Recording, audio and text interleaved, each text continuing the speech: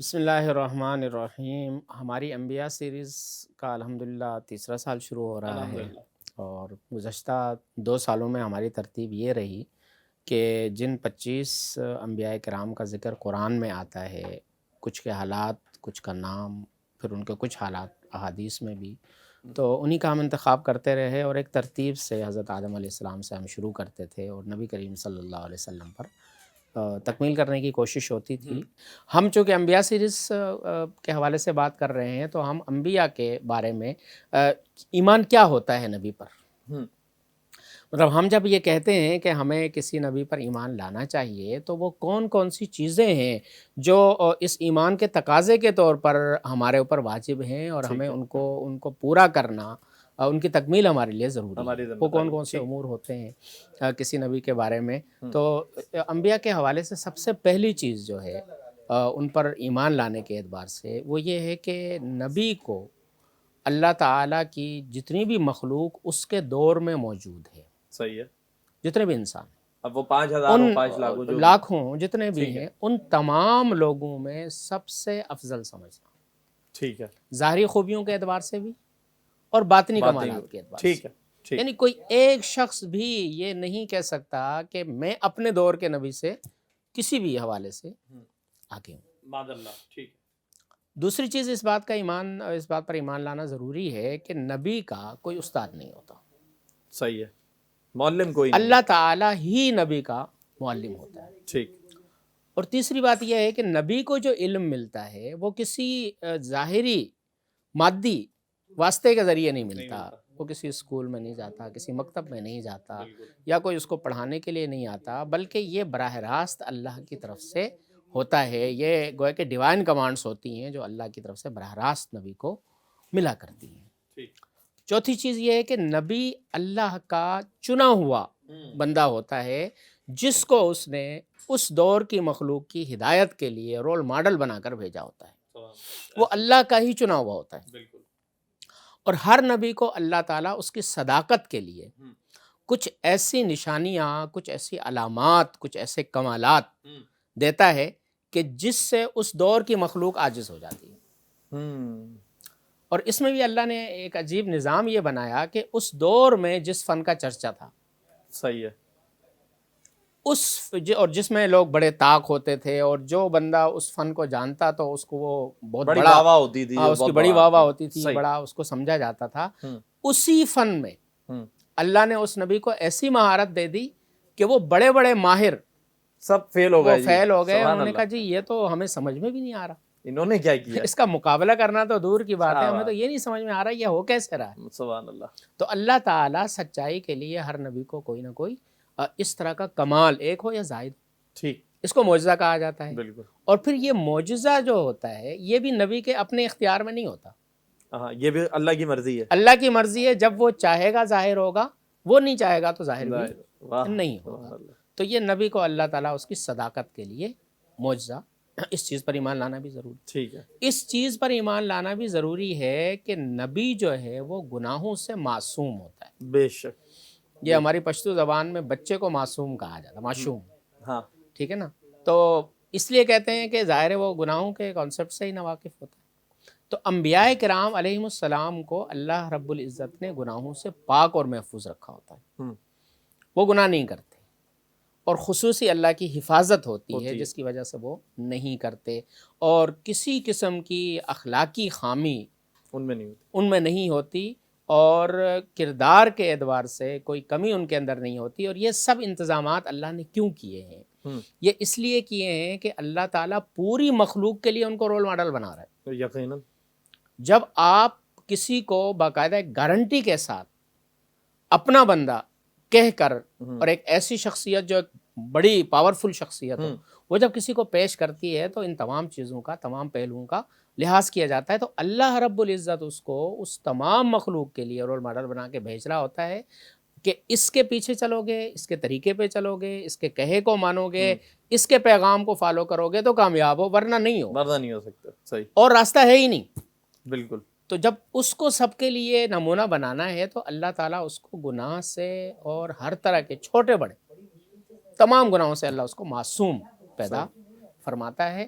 اور اس کا جو بھی عمل ہوتا ہے، جو بھی قدم ہوتا ہے، وہ اللہ کی مرضی، اس کی رضا اور اس کے حکم کے مطابق مطابق ہوتا ہے. یہ انبیاء کے حوالے سے ایمان لانا ضروری ہے. اسی طریقے سے انبیاء میں ایمان لانے میں فرق کرنے کی اسلام نے گنجائش نہیں رکھی صحیح ہے. کہ ایک آدمی یہ کہ جی 1,24,000 ہے نا، ان میں سے میں 10 کو مانتا ہوں، باقی کو نہیں مانتے. 20 کو مانتا ہوں. کوئی کہتا ہے جی بنی اسرائیل میں جتنے آئے تھے ان کو مانیں گے. ان کو مانتا ہوں، اوروں کو نہیں مانتا. سب کا ماننا ضروری ہے. ضروری ہے. اور مسلمان ہونے، مسلمان رہنے کے لیے، ہوں. بننے کے لیے بھی، رہنے کے لیے کے بھی، لیے بھی. ان سب پر ایمان لانا ضروری ہے. اگر کسی ایک کا انکار کر دیا تو گویا کہ سب کا انکار ہوگا. استغفر اللہ. ایسا ہی ہے. اس میں اسلام نے کسی قسم کا کوئی فرق نہیں رکھا. نہیں رکھا.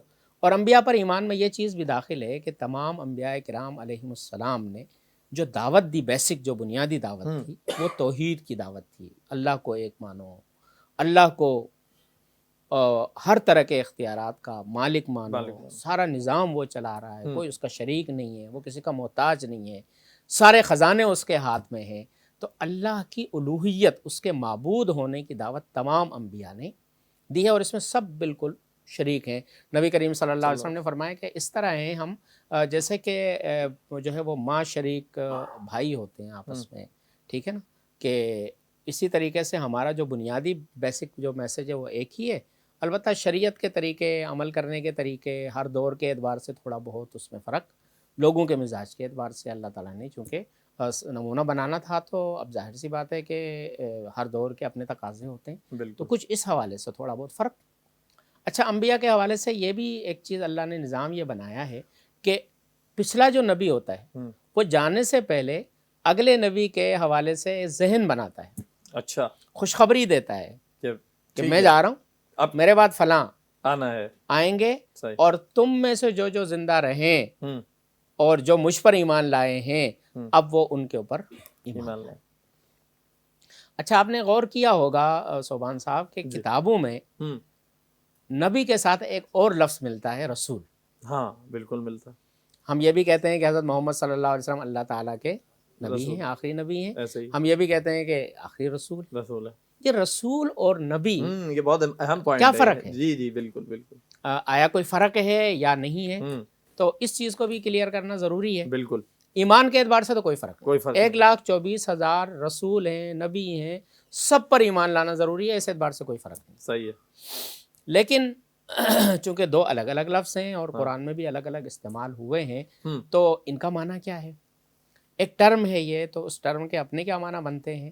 نبی اللہ تعالیٰ کی بھیجی ہوئی وہ شخصیت کہ جس کو اللہ تعالیٰ نے لوگوں کے لیے جو ہے نمونہ بنایا، لیکن اس کے ساتھ نئی کتاب کا ہونا یا نئی شریعت کا ہونا ضروری نہیں. پچھلا ایک سلسلہ چل رہا تھا، ایک شریعت چل رہی تھی، ایک کتاب چل رہی تھی، اسی کو کنٹینیو کرنے کے لیے ایک سمجھیں کہ بستی میں ایک نبی کو بھیج دیا، کسی اور بستی میں دوسرے کو بھیج دیا، تاکہ اسی نبی کا، رسول کا پیغام جو تھا اور اس کی کتاب کا میسج جو ہے وہ آگے بڑھتا رہے. ٹھیک. ایک تو یہ فرق ہے. دوسرا فرق یہ ہے کہ جو نبی آتا ہے اس سے پچھلے والا نبی اس نبی کی خوشخبری دیتا ہے. لیکن جب رسول آنا ہوتا ہے تو یہ سارے انبیاء جو اس دور میں موجود ہوتے ہیں وہ سارے کے سارے اس رسول کے بارے میں لوگوں کا ذہن بنا رہے ہوتے ہیں کہ اب ہمارے بعد، جیسے موسیٰ علیہ السلام نے فرمایا میرے بعد عیسیٰ، حضرت عیسیٰ علیہ السلام نے فرمایا میرے بعد احمد، ٹھیک ہے نا.